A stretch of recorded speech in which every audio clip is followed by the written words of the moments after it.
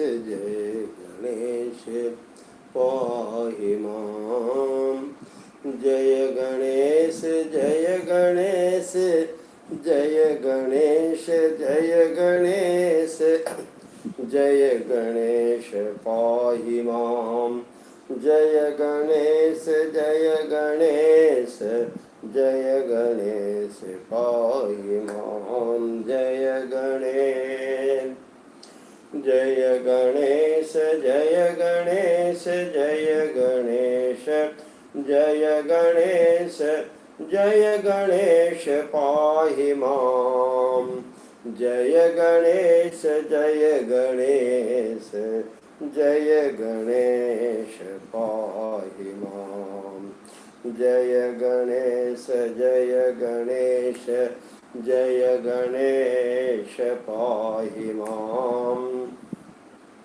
जय गणेश जय गणेश जय गणेश जय गणेश जय गणेश पाहि मां। जय गणेश जय गणेश जय गणेश रक्ष मां। जय गणेश जय गणेश। ओम नारायणं नमस्कृत्य नरं चैव नरोत्तमं देवीं सरस्वतीं व्यासं ततो जयमुदीरये। वसुदेवसुतं देवं कंसचाणूरमर्दनं देवकी परमानन्दं कृष्णं वन्दे जगद्गुरुम्।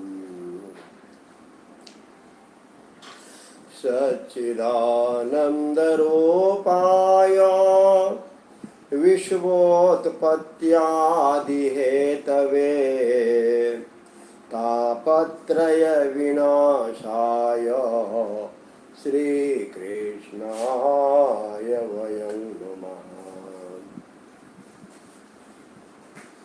सभी देशवासियों को और पूरे विश्व में रहने वाले सभी भारत प्रेमी भारतवंशी भारतवासियों को स्वतंत्रता दिवस की हम सबों की ओर से हार्दिक शुभकामनाएं। आप जहां भी रहें, आपके हृदय में स्वदेश के प्रति, अपनी जन्मभूमि के प्रति, अपनी मातृभूमि के प्रति, भारत माता के प्रति श्रद्धा बनी रहे। यह ही एक सच्चे भारतीय का कर्तव्य है। और हम सभी जिस जिस क्षेत्र में हैं, उस क्षेत्र में हमारा कोशिश रहना चाहिए कि हम अपने देश के नाम को आगे ले जाएं, और फिर हम गर्व से कहेंगे कि हम भारतीय हैं। भारत माता की जय। हम गर्व से कहेंगे कि भारत विश्व गुरु था और विश्व गुरु है और सदा रहेगा। तो पुनः एक बार स्वतंत्रता दिवस की आप सबों को ढेर सारी शुभकामनाएं। आज हम सभी शिव महापुराण रुद्र संहिता के 20वें अध्याय का श्रवण मनन करेंगे और बहुत ही हृदय स्पर्शी प्रसंग है। वो है सती और देवादिदेव महादेव शिव के विहार का वर्णन।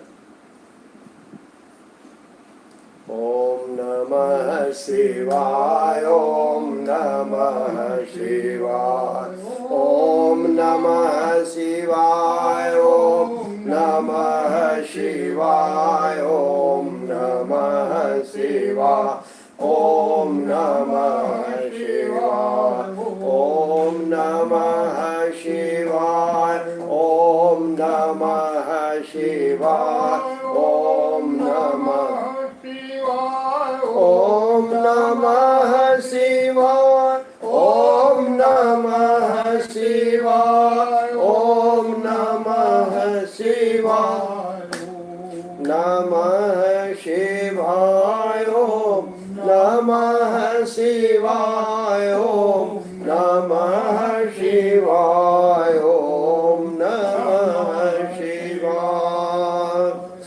हर हर महादेव।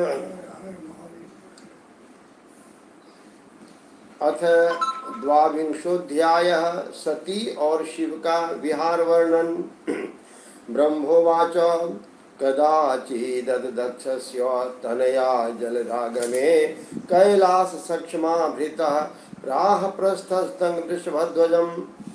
सत्युवाच देवदेव महादेव शंभो मत्प्राणवल्लभ शृणु मे वचनं नाथ श्रुत्वा तत् कुरु मानद।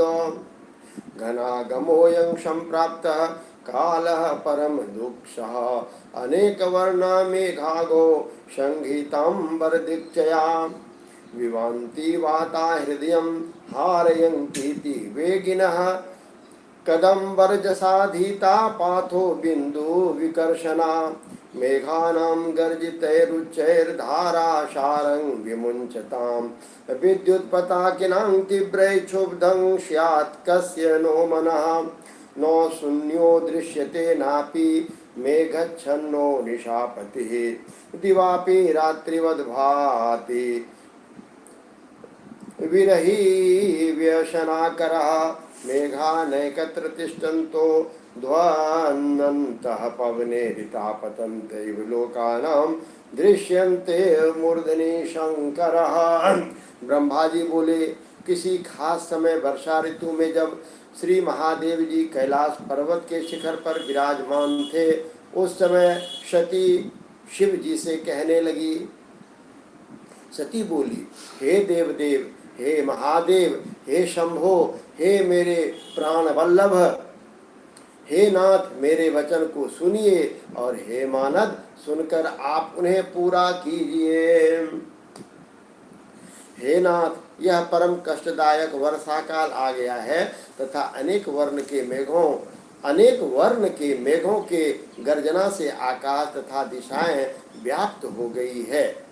कदम्ब के पराग से समन्वित जल बिंदुओं को लेकर बहने वाली मनोहारिणी तथा तीव्र गति वाली वायु प्रभावित हो रही है। इस वर्षा काल में जल समूह की धाराओं से दृष्टि करते हुए तथा चमकती हुई बिजली की पताका वाले इन मेघों की गर्जना के कारण किसका मन विक्षुब्ध नहीं हो जाता। विरही जनों को दुखदायी कर देने वाला यह वर्षा काल महाभयानक है। इस समय आकाश के मेघाच्छन्न होने के कारण दिन में न तो सूर्य का दर्शन हो पा रहा है, न तो रात्रि में चंद्रमा ही दिखाई पड़ता है। इस काल में दिन भी रात्रि के समान ही प्रतीत हो रहा है। प्रचंड वायु के झोंकों के कारण मेघ शब्द करते हुए आकाश में कहीं भी स्थिर नहीं हो पा रहे हैं।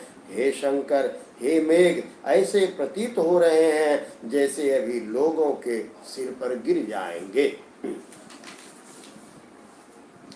वाताहता महावृक्षा नरतंत इव चांबरे दृश्यन्ते हरभीरूणां त्रासदा कामुकेक्षिता स्निग्ध नीलाञ्जनस्यासो शादिवोधस्य पृष्ठतः बलाकराजीवात्युच्चैर्यमुना पृष्ठफेनवत् चपायामी सबलयो दृश्यन्ते करभाश्रिता अम्बुधा विवसन्तिप्त पावको बड़वा मुखः प्रारोहन्तीव शस्यानि मंदिरे प्रांगणे स्वपि किमन्यत्र विरूपाक्ष शस्योद्भवतिं वदाम्यहम् श्यामले राजते रक्तैर्विशदोऽयं हिमाचलः मन्दराश्रय मेघोघं पत्रैर्दुग्धाम्बुधिर्यथा असमश्रेष्ठ कुटिलं भेजे यस्याथ किंसुकान् उच्चावचान कलोग लक्ष्मीर्घंता संत्यज्य संजनान् मंदराचल मेघानां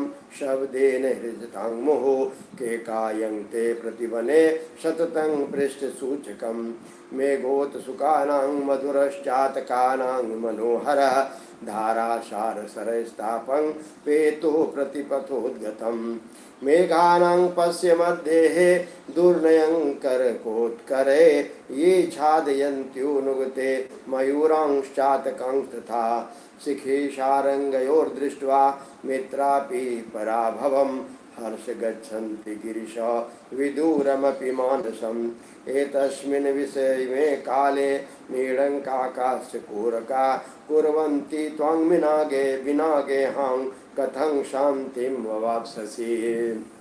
हे शंकर, हवा के वेग से ये बड़े बड़े वृक्ष आकाश में नाचते हुए से प्रतीत हो रहे हैं। ये कामी जनों के लिए सुख देने वाले और भीरू जनों को भयभीत करने वाले हैं तथा चिकने बादलों वाले आकाश के ऊपर उड़ती हुई बक पंक्ति यमुना नदी के ऊपर बहते हुए फेन जैसी प्रतीत हो रही है। इस काली रात्रि में बादलों में छिपा हुआ यह चंद्रमंडल समुद्र में प्रदीप्त हुई बड़वाग्नि के समान प्रतीत हो रहा है। हे विरूपाक्ष, इस मंदराचल पर्वत शिखर के प्रांगण में भी वर्षाकालीन घासें उगाई है, फिर अन्य स्थानों की चर्चा ही क्या करो। मंदराचल पर आश्रय ग्रहण करने वाले इन काले श्वेत तथा रक्त वर्ण के मेघों से यह विशाल हिमालय इस प्रकार प्रतीत हो रहा है जैसे पत्तों से पूर्ण दुग्ध का समुद्र हो। श्री शोभा सभी वृक्षों को त्याग कर केवल विषमता से किंशुक वृक्षों को शोभित कर रही है। जिस प्रकार महालक्ष्मी कलयुग में सज्जनों को त्याग कर सभी ऊंचे नीचे पुरुषों को प्राप्त होती है, मंदराचल पर्वत के शिखर पर वास करने वाले बादलों के शब्द से हर्षित होकर मोर वन में अपनी पीठ दिखाकर नृत्य कर रहे हैं। मेघों के लिए उत्सुक इन चातकों की मधुर ध्वनि इस वर्षा काल में सुनाई पड़ रही है और पथिकगण तीव्र जल वर्षा के कारण रास्ते में होने वाली थकान को दूर कर रहे हैं। हे शंकर, मेरी देह पर मेघों द्वारा ओले गिराए जाने से उत्पन्न हुई इस दुर्नीति को देखिए, जो अपने अनुगामी मोर तथा चातकों पर भी उपल की वर्षा कर उन्हें ओलों से आच्छादित कर रहे हैं। हे गिरीश, मोर तथा सारंग भी अपने मित्र बादल से पराभव को प्राप्त कर दूर होने पर भी हर्षपूर्वक मानसरोवर को चले जा रहे हैं। हे सदाशिव, इस विषम परिस्थिति में केवल आपको छोड़कर कौवा और चकोर पक्षी भी अपना घोंसला बना रहे हैं। अब आप ही बताइए, घर के बिना आप किस प्रकार शांति को प्राप्त करेंगे। महती वादिनो भीतिर्मा मेघोत्था पिनाक घृत यतस्वयुष्माद्वासाय माचिरंग वचनं मम कैलासेवा हिमाद्रो वा महाकोश्यामथक्षितो तत्रोपयोग्यं संवासं कुरुत्वं वृषभध्वजं। ब्रह्मवाच एव मुक्तस्तया शंभुर्दाक्षण्या तथा सकृत संजहास च शीर्षस्त चंद्ररश्मि स्मितालयम्। अथोवाच सतीं देवीं स्मिता भिन्नोष्ट संपुटः महात्मा सर्वतत्त्वज्ञस्तोषयन्य परमेश्वरः। ईश्वरवाच यत्र प्रीत्ये मया कार्ये वासस्तव मनोहरे मेघास्तत्र गन्तारे कदाचिदपि मत्प्रिये मेघानीतं वपर्यन्तं संचरन्ति महीभृतः सदा प्रालेय शानिस्तु वर्षास्वपि मनोहरे कैलासस्य तथा देवी पादगा प्रायसो घना संचरन्ति न गच्छन्ति तत् ऊर्ध्वं कदाचन सुमेरोर्वा गिरेरूर्ध्वं न गच्छन्ति बलाहका जम्बूमूलं समासाद्य पुष्करावर्तकादयः इत्युक्तेषु गिरीन्द्रेषु यस्योपरि भवेदिते मनोरुचिर्निवासाय तमाचक्षुद्रुतं हिमे स्वेच्छाविहारैस्तव कौतुकानि सुवर्णपक्षा नीलवृन्दवृन्दे शब्दे तरङ्गे मधुरस्वनैस्ते मुदोपगेयानि गिरो हिमत्से सिद्धांगनास्ते रचितासना भुवं कांक्षन्ति चैवोपहृतं सकौतुकं स्वेच्छाविहारे मणिकुट्टि में गिरो कुर्वन्ति चेष्यन्ति फलादिदानके। हे पिनाकधारिन, मुझे इन मेघों से बहुत भय उत्पन्न हो रहा है, इसलिए मेरे कहने से निवास के लिए शीघ्र ही घर बनाने का प्रयत्न कीजिए। हे बृहस्पतिध्वज, आप कैलाश पर्वत पर, हिमालय पर अथवा महाकोशी पर या पृथ्वी पर अपने योग्य निवास स्थान बनाइए। ब्रह्मा जी बोले, हे नारद, इस प्रकार दक्ष कन्या सती के द्वारा बार बार कहे जाने पर शिव जी अपने सिर पर स्थित चंद्रमा के प्रकाश पुंज के समान उज्ज्वल मुख से हंसने लगे। तदंतर मुस्कुराहट के कारण खुले होठों वाले तथा सर्वतत्व ज्ञाता महात्मा परमेश्वर महादेव जी सती को प्रसन्न कर कहने लगे। ईश्वर बोले, हे मनोहरे, हे मेरी प्रिय, तुम्हारी प्रीति के लिए मैं तुम्हें रहने के योग्य निवास स्थान उस जगह पर बना दूंगा जहाँ मेघ कभी भी नहीं जा सकेंगे। हे मनोहरे, वर्षा काल में भी ये मेघ हिमालय पर्वत के नीचे ही नीचे घूमते रहते हैं, उसी प्रकार हे देवी, ये मेघ इस कैलाश पर्वत के भी नीचे ही नीचे घूमते हैं, कैलाश पर्वत के ऊपर नहीं जाते हैं।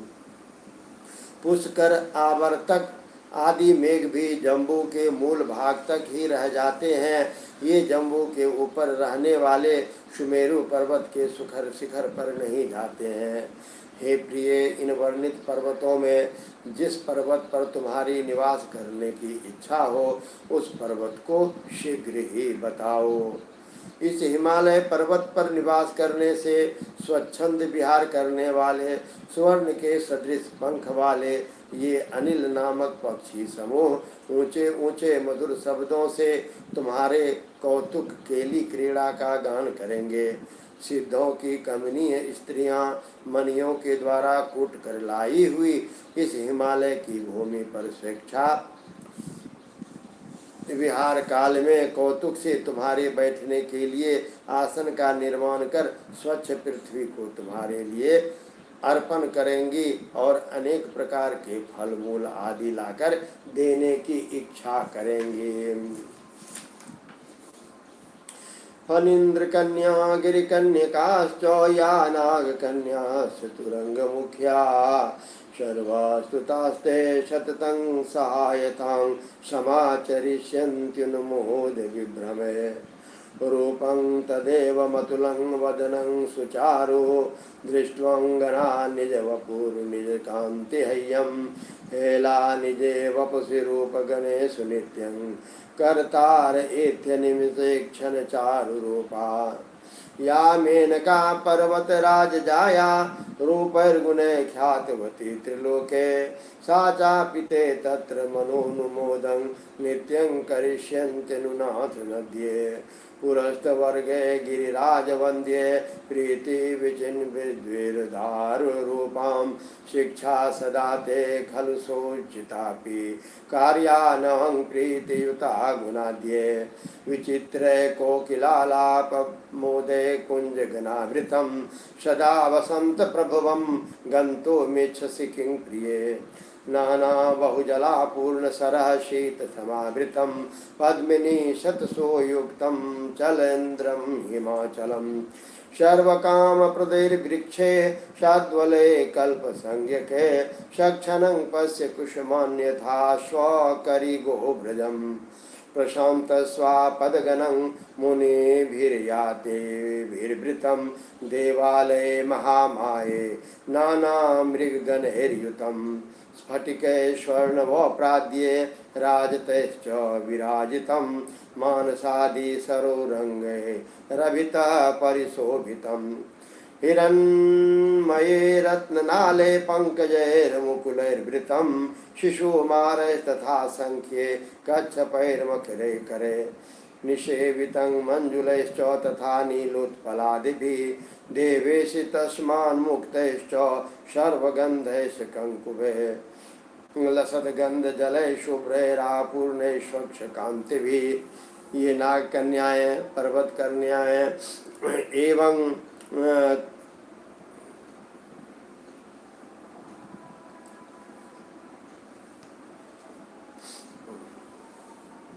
ये नाग कन्याएं, पर्वत कन्याएं एवं तुरंगमुखी किन्नरियाँ, ये सभी मन को मोहने वाले अपने हाव भाव से सदैव तुम्हारी सहायता करेंगे।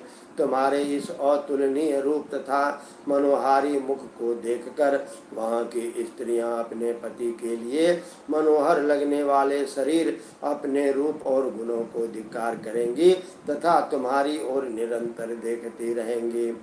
पर्वतराज हिमालय की पत्नी मेनका, जो अपने रूप तथा गुण से त्रिलोक में विख्यात हैं, वे भी तुम्हारे मनोनुकूल ऐश्वर्य, आशीर्वाद तथा प्रार्थना से तुम्हें प्रसन्न करना चाहेंगी। गिरिराज से वंदना के योग्य समस्त पुरुषजन तुम्हें प्रसन्न करने का सदा प्रयत्न करेंगे, और यदि अत्यंत उदार रूपा तुमको कभी शोक हुआ तो वे लोग तुम्हें शिक्षा देंगे तथा अपने गुणों से प्रसन्न रखेंगे।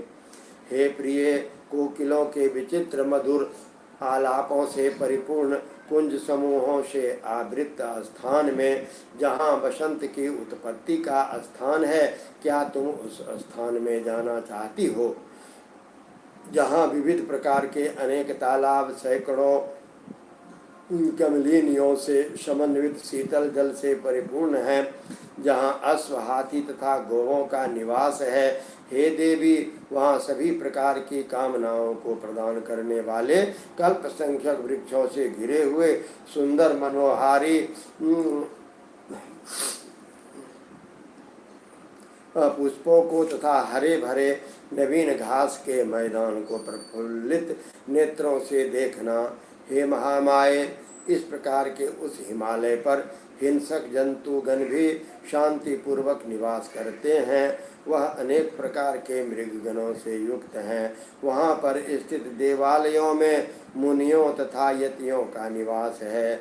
उस पर्वत के शिखर स्फटिक, सुवर्ण एवं चांदी से व्याप्त हैं। वह मानसादि सरोवरों से चारों ओर से सुशोभित है। वह सुवर्ण से बने हुए रत्नों के दंड वाले अधखिले कमलों से व्याप्त हैं। शिरुमार एवं और शंख, कच्छप एवं मकरों से वह मानसरोवर परिव्याप्त है। वह मनोहर नील कमलों और उत्पल कमलों से शोभित है। हे देवेशी, वह कमल पुष्पों से गिरते हुए सुगंधित कुमकुमों से व्याप्त है। गंधों से समन्वित स्वच्छ जलों से वह मानसरोवर पूर्ण है। मानसरोवर का तट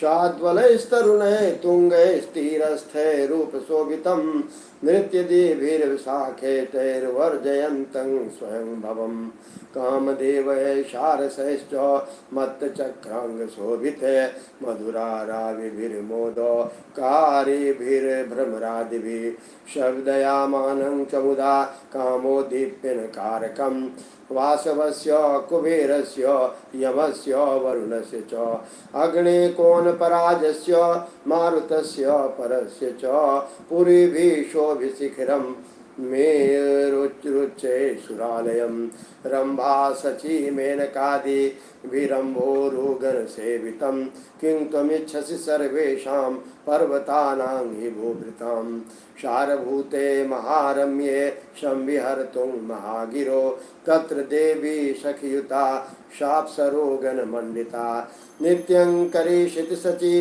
तव योग्यं सहायताम् अथवा मम कैलासे पर्वतेन्द्रे सदाश्रये स्थानमिच्छसि वित्ते सौ पूरी परिविराजिते गंगाजले घप्रयते पूर्णचंद्र समप्रभे दरीषु शानिषु सदा ब्रह्मकन्या बुधीरिते नाना मृगगणैर्युक्ते पद्मराकाशतावृते सर्वे गुणेषु सद्वस्तु सुमेरोरपि सुन्दरे स्थाने श्वेतेषु यत्रापि तवान्तःकरणे स्पृहा तं द्रुतं मे समाचक्ष वासकर्तास्मि तत्र ते ब्रह्मोवाच इति ऋते शङ्करेण तदा दाक्षायिनी शने इदमाह महादेव लक्षणं स्वप्रकाशनम् शत्युवाच हिमाद्रादेव वसितं मामिच्छे त्वया सह अनीनाचिरात् कुरु संवासं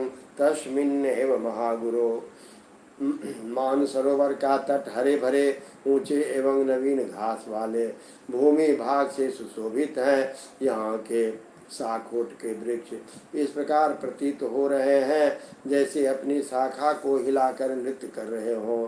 अपनी इच्छा के अनुसार अनेक प्रकार के रूप धारण करने वाले देवताओं, सारसों एवं मतवाले चक्रवाकों से मानसरोवर सुशोभित हो रहा है।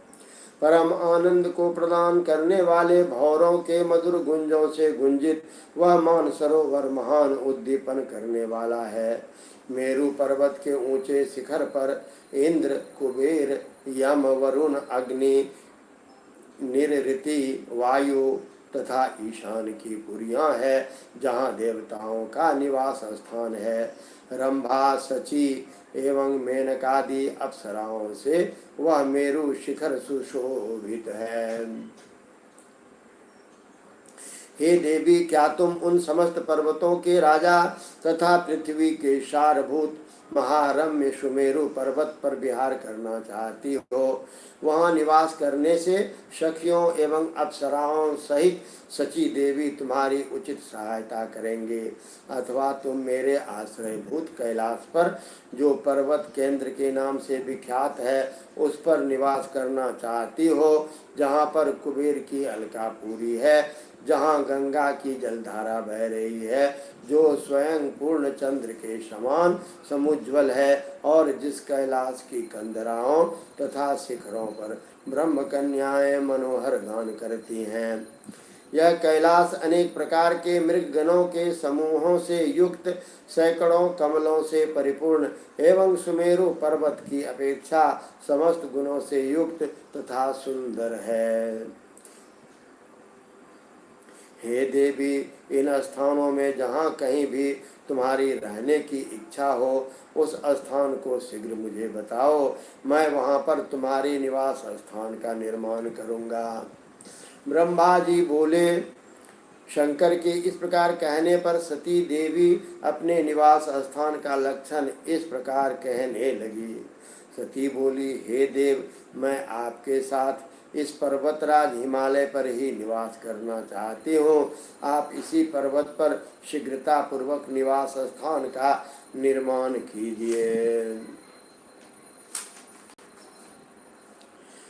ब्रह्मवाच अथ तद्वाक्यमाकर्ण्य हरः परम मोहितः हिमाद्रि शिखिरं तुंगं दाक्षायण्या समज्ञयो सिद्धांगनागयायुतं गम्यं चैव पक्षिभिः अगमच्छिखरं रम्यं शरजीवनराजितं विचित्ररूपे कमले शिखरं रत्नकुर्मुखं बालार्कसदृशं शम्भु राशमारास साध सती सखो स्फटिका भ्रमये तस्मिन् शाद्वलद्रुमराजिते विचित्रपुष्पावलिभिः शर्षिभिश्च संयुते प्रफुल्लतरु शाखाग्रं गुञ्जद भ्रमरसेवितं पंकेरुहे प्रफुल्लैश्च नीलोत्पलचयस्तथा शोभितं चक्रवाकाद्ये कदम्बैर्वशङ्कुले प्रमत्तसारसे क्रौञ्चैर्नीलकसन्धैश्च शोभिते पुष्कोकिलानां निनदैर्मधुरैर्गणसेविते तुरंगवदने सिद्धैरप्सरोभिश्च गुह्यते विद्याधरीभिर्देवीभिः किन्नरीभिर्विहारितं पुरंद्रीभिः पार्वतीभिः कन्याभिरभिसङ्कतम् विपञ्चितन्त्रिकामत्तो मृदङ्गपटस्फटहस्वने नृत्येद्भिः अप्सरोभिश्च कौतुकोत्थैश्च शोभितम् देविकाभिर्दधिकाभिर्गर्दिभिः सुषमावृतं प्रफुल्लकुसुमैर्नित्यं सुकुञ्जैरोपशोभितं शैलराजपुराभ्यर्णे शिखिरे वृषभध्वजं सहसत्या चिरङ्ग्रेमे एवमो भूतेषु शोभनम् तस्मिन् स्वर्गसमे स्थाने दिव्यमानेन शङ्करः 10 वर्षसहस्राणि रेमे सत्या समं मुदा सा कदाचित् ततः संस्थानादन्यद्याति स्थलं हरो कदाचिन्मेरुशिखरं देवी देवव्रतं सदा द्वीपान्नाना तथोद्यानावनानि वसुधातलां गत्वा पुनस्त्रातं मेत्यरेते सती मुखं न यज्ञे च दिवारात्रो न ब्रह्मणि तपस्समो सत्यां हि मनसा शम्भु प्रीतिमेव चकारः एवं महादेवमुखं सत्यपश्यस्तमः सर्वदा महादेवोऽपि सर्वत्र सदा द्राक्षेत् सती मुखम् एवमन्येन्य संसर्गा धनुरागमहीरुहं वर्धयामास तो काली शिवो भावांगुसेचने। ब्रह्मा जी बोले, सती द्वारा इस प्रकार कहे जाने पर शंकर जी अत्यधिक मोहित हो गए और सती को साथ लेकर हिमालय के ऊंचे शिखर पर चले गए। सिद्धांगनाओं से युक्त पक्षियों से सर्वथा अगम्य अनेक छोटी छोटी बावलियों से युक्त विचित्र कमलों से चित्रित और प्रातःकालीन सूर्य के समान सुशोभित उस शिखर पर शिवजी सती देवी के साथ चले गए। वह स्फटिक मणि के समान समुज्वल हरे भरे वृक्षों से तथा घासों से परिपूर्ण विचित्र पुष्पों वाली बावलियों से युक्त था। उस शिखर के वृक्षों की शाखाओं का अग्रभाग विकसित वृक्षों पुष्पों से शोभित था। भौरे गुंजार कर रहे थे। वह नील एवं अनेक वर्ण के कमलों से परिव्याप्त था। चक्रवाक कदम्ब हंस सुख सारस और नीली गर्दन वाले क्रोंच पक्षियों के शब्दों से वह शिखर शब्दायमान हो रहा था। उस शिखर पर पुष्पोकिल मनोहर शब्द कर रहे थे। वह अनेक प्रकार के गणों, किन्नरियों, सिद्धों, अप्सराओं तथा गुयकों से सेवित था। विद्याधरियां, देवियां तथा किन्नरियां वहाँ विहार कर रही थी तथा पर्वतीय स्त्रियों एवं कन्याओं से वह युक्त था। वीणा, सितार, मृदंग एवं पटह के वाद्य यंत्रों पर नृत्य एवं कौतुक करती हुई अप्सराओं के समूह से वह शिखर सुशोभित हो रहा था। देविकाओं, दीर्घिकाओं, खिले हुए तथा सुगंधित पुष्पों और निकुंजों से वह शोभायमान हो रहा था। इस प्रकार की शोभा से युक्त पर्वतराज हिमालय के शिखर पर शंकर जी सती देवी के साथ बहुत काल तक रमण करते रहे। महादेव जी उस स्वर्ग के समान दिव्य स्थान में सती के साथ देवताओं के वर्ष के गणनानुसार 10,000 वर्ष तक प्रसन्नता पूर्वक विहार करते रहे। वे कभी उस स्थान को छोड़कर सती के साथ किसी दूसरे स्थान पर चले जाते थे और कभी देवी देवताओं से व्याप्त मेरु शिखर पर चले जाते थे। इस पृथ्वी तल के अनेक प्रकार के द्वीपों, उद्यानों एवं वनों में जाकर पुनः वहाँ आकर सती के साथ रमण करने लगते थे। शिवजी का मन यज्ञ, ब्रह्मा तथा समाधि में नहीं लगता था। वे शंभु दिन रात मन में सती में ही प्रीति करते रहते थे। इसी प्रकार सती भी निरंतर महादेव जी के मुख का अवलोकन करती रहती थे और शिवजी भी सती के मुख को देखते रहते थे। इस प्रकार वे शिव तथा सती परस्पर के संयोग से स्नेह रूपी जल द्वारा अनुराग रूपी वृक्ष को सिंचित कर बढ़ाने लगे।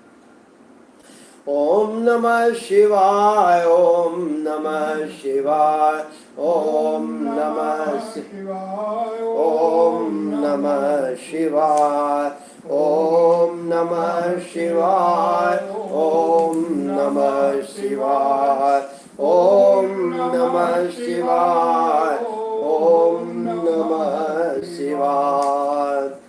ओम अथ श्री शिव महापुराणम रुद्र संहिता सती खंड अथ त्रयोविंशोऽध्याय। सती के पूछने पर शिव द्वारा भक्ति की महिमा और नवधा भक्ति का निरूपण कि नवधा भक्ति क्या है उसकी व्याख्या प्रभु श्री शिव कर रहे हैं। ब्रह्मोवाच एवं कृत्वा विहारं वै शंकरेण च सा सती संतुष्टा सा भवच्छाति विरागा समजायत। एकस्मिन् दिवसे देवी सती रहसि संगता शिवं प्रणम्य सद्भक्त्या न्यस्युच्चे सुकृताञ्जलि सुप्रसन्नं प्रभुं नत्वा सा दक्षतनया सती उवाच साञ्जलिर्भक्त्या विनयावनता ततः। सत्युवाच देवदेव महादेव करुणासागर प्रभो दीनोद्धर महायोनीन् कृपां कुरु ममोपरि। त्वं परः पुरुषः स्वामी रजसत्वतमः परः निर्गुणः स्वगुणः साक्षी निर्विकारी महाप्रभु। धन्याहं ते प्रिया जाता कामिनीं सुविहारिणी जातस्त्वं मे पतिः स्वामिन् भक्तवत्सल तयो हरः। ब्रह्मा जी बोले, हे मुने, इस प्रकार शंकर जी के साथ विहार करके वे सती काम से संतुष्ट हो गई और उनके मन में वैराग्य उत्पन्न होने लगा। एक दिन की बात है, देवी सती एकांत में भगवान शंकर से मिली और उन्हें भक्ति पूर्वक प्रणाम कर दोनों हाथ जोड़कर खड़ी हो गई। भगवान शंकर को प्रसन्न चित्त जानकर विनय भाव से दक्ष कुमारी सती कहने लगी। सती बोली, हे देवदेव, हे महादेव, हे करुणा सागर, हे प्रभु, हे दीनोद्धार परायण, हे महायोगिन, मुझ पर आप कृपा कीजिए। आप परम पुरुष हैं, इस जगत के स्वामी हैं, रजोगुण तमोगुण एवं सत्वगुण से परे हैं, निर्गुण हैं, सगुण भी हैं, सबके साक्षी हैं, किन्नर हैं और महाप्रभु हैं। मैं धन्य हूँ जो आपके कामिनी और आपके साथ सुंदर विहार करने वाली आपकी प्रिया हुई। हे स्वामिन, हे हर, आप अपनी भक्त वत्सलता के कारण ही मेरे स्वामी हुए हैं। कृतो बहु समानाथ विहारः परमस्त्वया संतुष्टाहं महेशानो निवृत्तं मे मनस्ततः ज्ञातुमिच्छामि देवेश परं सत्वं सुखावहं येन संसार दुःखाद्वै तरे जीवोऽञ्जसाहर। यत् कृत्वा विषयी जीवः सो लभेत परमं पदं संसारी न भवेन्नाथ तत्त्वं वद कृपां कुरु। ब्रह्मवाच इत्यपृच्छत्समसद्भक्त्या शङ्करं सा सती मुने आदिशक्तिर्महेशानि जीवोद्धाराय केवलम् आकर्ण्य तच्छिवः स्वामी स्वे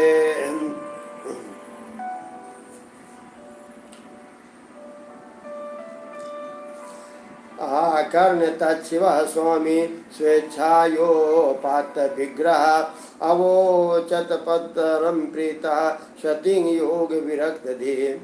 शिववाच शृणु देवी प्रवक्ष्यामि दक्षायनी महेश्वरी परं तत्त्वं तदेवानुशयी मुक्तो भवेद्यतः परतत्त्वं विजानीहो विज्ञानं परमेश्वरी द्वितीयं स्मरणं यत्र नाहं ब्रह्मेति शुद्धि तद्दुर्लभं त्रिलोकेऽस्मिन् तज्ज्ञातः बिरलः प्रिये यदृशो यः न दासोऽहं ब्रह्म साक्षात् परात् परः तन्माता मम भक्तिश्च भुक्ति मुक्ति फलप्रदा सुलभा मत्प्रसादाद्धि नवधा सा प्रकीर्तिता भक्तो ज्ञान न भेदो हि तत्कर्तु सर्वदा सुखम विज्ञानं न भवेत्येव सती भक्ति विरोधिनाम्। हे नाथ, मैंने आपके साथ बहुत दिनों तक विहार किया। हे महेशान, इससे मैं संतुष्ट हो गई। अब मेरा मन उधर से हट गया है। हे देवेश, अब मैं परम तत्व का ज्ञान प्राप्त करना चाहती हूँ जो सुख प्रदान करने वाला है तथा हे हर, जिसको जान लेने पर समस्त जीव संसार दुख से अनायास ही उद्धार प्राप्त कर लेते हैं। हे नाथ, जिस कर्म का अनुष्ठान करके विषयी जीव भी परम पद को प्राप्त कर लेता है तथा पुनः संसार बंधन में नहीं पड़ता है, उस परम तत्व को आप बताइए, मुझ पर कृपा कीजिए। ब्रह्मा जी बोले, हे मुने, इस प्रकार आदि शक्ति महेश्वरी सती ने केवल जीवों के उद्धार के लिए उत्तम भक्ति भाव से भगवान शंकर से इस प्रकार पूछा। तब इसे सुनकर स्वेच्छा से शरीर धारण करने वाले तथा योग के द्वारा भोग से विरक्त चित्त वाले स्वामी शिवजी अत्यंत प्रसन्न होकर सती से कहने लगे। शिवजी बोले, हे देवी, हे दक्षनंदिनी, हे महेश्वरी, सुनो, मैं उस परम तत्व का वर्णन करता हूँ जिससे वासनाबद्ध जीव तत्काल मुक्त हो जाता है। हे सती, तुम विज्ञान को, परम तत्व को जानो। विज्ञान वह है जिसके उदय होने पर मैं ब्रह्म हूँ ऐसा दृढ़ निश्चय हो जाता है। ब्रह्म के सिवा दूसरी किसी वस्तु का स्मरण नहीं रहता तथा उस विज्ञानी पुरुष की बुद्धि सर्वथा शुद्ध हो जाती है।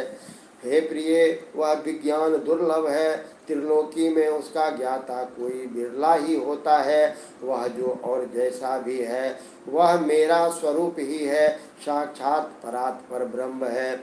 इस प्रकार के विज्ञान की माता केवल मेरी भक्ति है जो भोग और मोक्ष प्रदान कराती है। वह मेरी कृपा से सुलभ होती है। वह भक्ति 9 प्रकार की कही गई है। हे सती, भक्ति और ज्ञान में कोई भेद नहीं है। भक्त और ज्ञानी दोनों को ही सदा सुख प्राप्त होता है। भक्ति के विरोधी को विज्ञान की प्राप्ति नहीं होती। भक्ताधीशदाहं वे तत्प्रभावात् गृहेष्वपि नीचानां जातिहीनानां यामी देवी न संशयः। या भक्तिर्द्विविधा देवी स्वगुणा निर्गुणा मता अवेधि स्वाभाविका या वराया सत्वरा स्मृता। नैष्टिक्य नैष्टिकी भेदात् द्विविधे हिते षड्विधा नैष्टिकी गेया द्वितीये के विधा स्मृता। विहिता विहिता भेता तन्मनानेका विदुर्बुधा तयोर्बहु विधत्वच्च तत्त्वं त्वन्यत्र वर्णितम्। ते नवांगे उभे ज्ञेये वर्णिते मुनिभिः प्रिये वर्णयामि नवंगानि प्रेमतः शृणु दक्षजे। श्रवणं कीर्तनं चैव स्मरणं सेवनं तथा दास्यं तथार्चनं देवी वन्दनं मम सर्वदा। सख्यामात्पार्णनं चेति नवंगानि विदुर्बुधा उपंगानि शिवे तस्या बहूनि कथयानि वे। शृणु देवी नवंगानां लक्षणानि पृथक् पृथक् मम भक्तैर्मनो दत्त्वा मुक्ति प्रदायिनी। कथादैर्नित्य सम्मानं कुर्वन् देहादिभिर्मुदा स्थिरासनेन तत्पानं यतश्रवणमुच्यते। हृदाकाशेन सम्पश्यन् जन्म कर्माणि वै मम मृत्युश्चैचारणं तेषामेत कीर्तनमुच्यते। व्यापकं देवीमं दृष्ट्वा नित्यं सर्वत्र सर्वदा निर्भयत्वं सदा लोके स्मरणं तदुदाहृतम्। हे देवी, मैं सदा भक्त के अधीन रहता हूँ और भक्ति के प्रभाव से जातिहीन नीच मनुष्यों के घर में भी चला जाता हूँ, इसमें संशय नहीं है। हे देवी, वह भक्ति 2 प्रकार की कही गई है, सगुण और निर्गुण। जो वैधि अर्थात शास्त्र विधि से प्रेरित और स्वाभाविकी भक्ति होती है वह श्रेष्ठ है, और इससे भिन्न जो कामना मूलक भक्ति है वह निम्न कोटि की कही गई है। सगुण और निर्गुण भक्ति, ये दोनों प्रकार की भक्तियाँ नैष्टिकी और अनैष्टिकी के भेद से 2 प्रकार की हो जाती है। नैष्टिकी भक्ति 6 प्रकार वाली जाननी चाहिए और अनैष्टिकी 1 ही प्रकार की कही गई है। विद्वान पुरुष विहिता और अविहिता आदि भेद से उसे अनेक प्रकार की मानते हैं। इन द्विविध भक्तियों के बहुत से भेद प्रभेद होने के कारण इनके तत्व का अन्यत्र वर्णन किया गया है। हे प्रिय, मुनियों ने सगुण और निर्गुण दोनों भक्तियों के 9 अंग बताए हैं। हे दक्षनंदिनी, मैं उन 9 अंगों का वर्णन करता हूँ, तुम प्रेम से सुनो। हे देवी, श्रवण कीर्तन स्मरण सेवन दास्य अर्चन सदा मेरा वंदन, सख्य और आत्मसमर्पण। विद्वानों ने भक्ति के ये 9 अंग माने हैं। हे शिवे, इसके अतिरिक्त उस भक्ति के बहुत से उपांग भी कहे गए हैं। हे देवी, अब तुम मन लगाकर मेरी भक्ति के 9 अंगों के पृथक पृथक लक्षण सुनो, जो भोग तथा मोक्ष प्रदान करने वाले हैं, जो स्थिर आसन पर बैठकर तन मन आदि से मेरे कथा कीर्तन आदि का नित्य सम्मान करते हुए प्रसन्नता पूर्वक अपने श्रवण पुटों से उसका पान किया जाता है, उसको श्रवण कहते हैं। जो हृदयाकाश के द्वारा मेरे दिव्य जन्म एवं कर्मों का चिंतन करता हुआ प्रेम से वाणी द्वारा उनका उच्च स्वरों से उच्चारण करता है, उसके इस भजन साधन को कीर्तन कहा जाता है। हे देवी, मुझ नित्य महेश्वर को सदा और सर्वत्र व्यापक जानकर संसार में निरंतर निर्भय रहने को स्मरण कहा जाता है। यह निर्गुण भक्ति स्मरण ही है। अरुणोदयमारभ्य सेवा कालेञ्चिता हृदा निर्भयत्वं सदा लोके स्मरणं तदुदाहृतम्। सदा सेव्यानुकूल्येन सेवनं तद्विगोगने हृदयामृत भोगेन प्रियं दास्यमुदाहृतम्।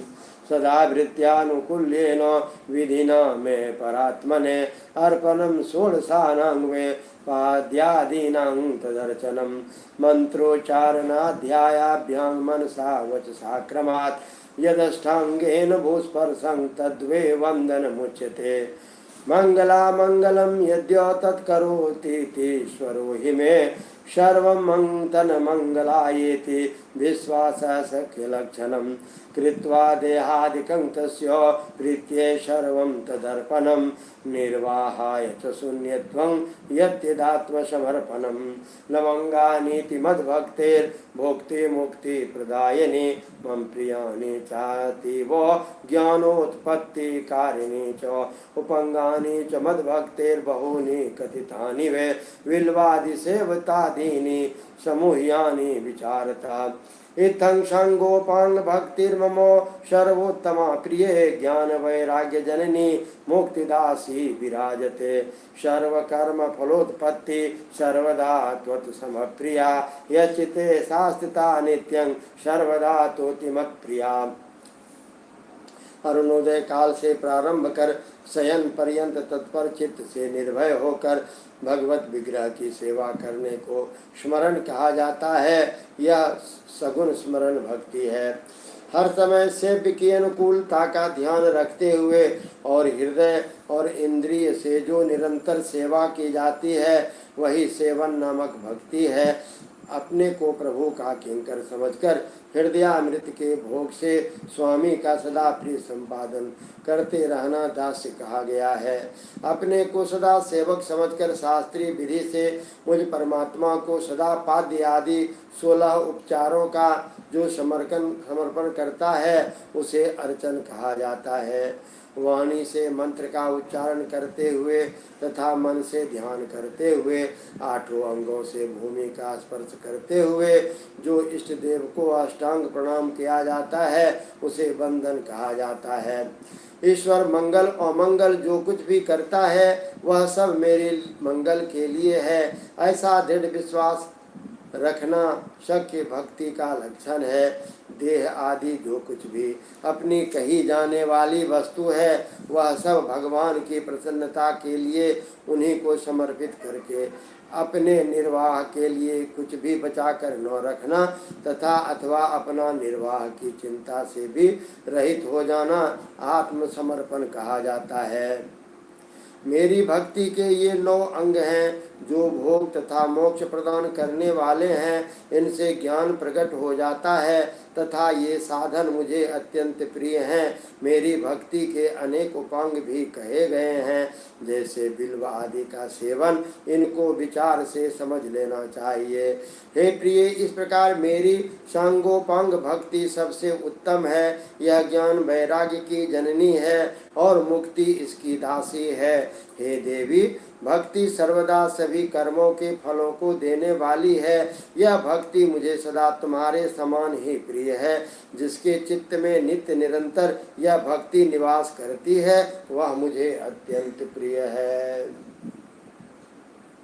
त्रैलोक्ये भक्ति सदृश पंथा नास्ति सुखावह चतुर्युगेषु देवेशि कलो तो सुविशेषता कलो तो ज्ञान वैराग्यो वृद्ध रूपो निरुत्सवो ग्राहका भावतो देवी जातो जरतामति कलो प्रत्यक्ष फलदा भक्ति सर्वयुगेष्वपि तत्प्रभावदहं नित्यं तद्वशो नात्र संशयः यो भक्तिमन् पुमं लोके सदाहं तत्सहायकृत् विघ्नहर्ता रिपुस्तस्य दण्डयो नात्र च संशयः भक्ता हेतोरहं देवी कालं क्रोध परिप्लुता औदहं वह्निना नेत्रं भवेन निज रक्षका भक्त हेतोरहं देवी रव्योपर्यभवं किल अति क्रोधान्वितः शूलं गृहे त्वान्वजयं पुरा भक्त हेतोरहं देवी रावणं स्वगनं क्रुधा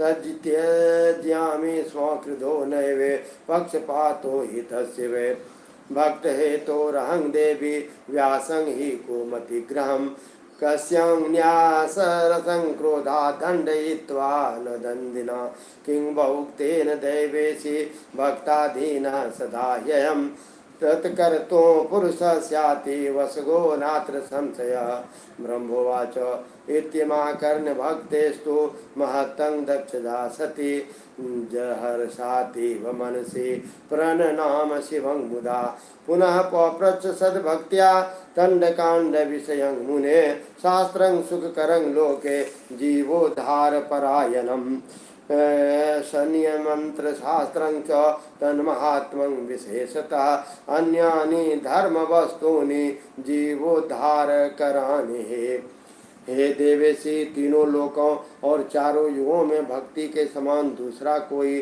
सुखदायक मार्ग नहीं है। कलयुग में तो यह विशेष सुखद और सुविधाजनक है क्योंकि कलयुग में प्रायः ज्ञान और वैराग्य दोनों ही ग्राहक के अभाव के कारण वृद्ध उत्साह शून्य और जर्जर हो जाते हैं। परंतु भक्ति कलयुग में तथा अन्य सभी युगों में भी प्रत्यक्ष फल देने वाली है। भक्ति के प्रभाव से मैं सदा भक्त के वश में रहता हूँ, इसमें संदेह नहीं है। संसार में जो भक्तिमान पुरुष है उसकी मैं सदा सहायता करता हूँ और उसके कष्टों को दूर करता हूँ। उस भक्त का जो शत्रु होता है वह मेरे लिए दंडनीय है, इसमें संशय नहीं है। हे देवी, मैं अपने भक्तों का रक्षक हूँ। भक्त की रक्षा के लिए ही मैंने कुपित होकर अपने नेत्र जनित अग्नि से काल को भी भस्म कर डाला था। हे देवी, भक्त की रक्षा के लिए मैं पूर्व काल में सूर्य देव पर भी अत्यंत क्रोधित हो उठा था और मैंने त्रिशूल लेकर सूर्य को भी जीत लिया था। हे देवी, मैंने भक्त के लिए सैन्य सहित रावण को भी क्रोधपूर्वक त्याग दिया था और उसके प्रति कोई पक्षपात नहीं किया। हे देवी, भक्ति के लिए ही मैंने कुमति से ग्रस्त व्यास को नंदी द्वारा दंड दिलाकर उन्हें काशी से बाहर निकाल दिया। हे देवेशी, बहुत कहने से क्या लाभ, मैं सदा ही भक्त के अधीन रहता हूँ और भक्ति करने वाले पुरुष के अत्यंत वश में हो जाता हूँ, इसमें संदेह नहीं है। ब्रह्मा जी बोले, नारद, इस प्रकार भक्ति का महत्व सुनकर दक्ष कन्या सती को बड़ा हर्ष हुआ और उन्होंने अत्यंत प्रसन्नता पूर्वक को मन ही मन प्रणाम किया। हे मुने,